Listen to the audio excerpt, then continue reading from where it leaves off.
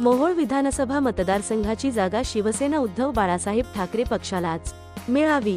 सीमा पाटील.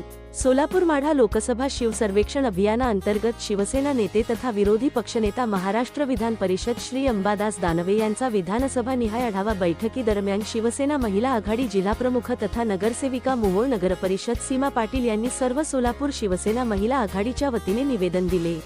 महाराष्ट्रातील विधानसभा निवडणुका या काही महिन्यांवर येऊन ठेपले आहेत. जागा वाटपाची प्रक्रिया वरिष्ठ पातळीवर सुरू आहे. तरी मोहोळ विधानसभा मतदारसंघामध्ये सर्वच निवडणुकांमध्ये मोहोळ मतदारसंघातील मतदाराने इतर पक्षाच्या तुलनेत शिवसेना उद्धव बाळासाहेब ठाकरे या पक्षाला द्वितीय क्रमांकाचे मताधिक्य मिळाले असून येणाऱ्या विधानसभा निवडणुकीमध्ये विधानसभा मतदारसंघाची जागा ही शिवसेना उद्धव बाळासाहेब ठाकरे पक्षाला देण्यासाठी वरिष्ठ पातळीवर विचारविनिमय करून देण्यात यावी अशी मागणी मोहोळ विधानसभा मतदारसंघातील शिवसैनिकांसह मतदारांची असून येणाऱ्या विधानसभा निवडणुकीमध्ये नक्कीच शिवसेना उद्धव बाळासाहेब ठाकरे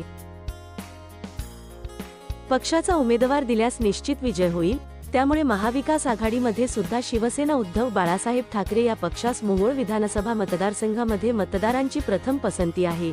त्यामुळे ही जागा शिवसेनेला सुटल्यास होणारा आमदार हा उद्धव बाळासाहेब ठाकरे शिवसेनेचाच असेल अशा आशयाचे निवेदन देऊन विधान परिषद विरोधी पक्ष नेता श्री अंबादास दानवे साहेब यांना उपनेते अस्मिता गायकवाड, शरद कोळी, जिल्हाप्रमुख गणेश वानकर यांच्या उपस्थितीमध्ये महिला आघाडीच्या वतीने सीमा पाटील यांनी राखी बांधून उद्धवजींना मुख्यमंत्री करण्यासाठी मोहोळचा आमदार आम्ही शिवसैनिक विधानसभेमध्ये पाठवू अशी ग्वाही दिली. अशोक भोसले, बाळासाहेब गायकवाड, काका देशमुख, महेश देशमुख, शिवरत्न गायकवाड, विजय गायकवाड, निर्मला डोंगरे, वृषाली सावंत, प्रज्ञा माळी, अंजली वस्त्रे व बहुसंख्य पदाधिकारी व शिवसैनिक उपस्थित होते.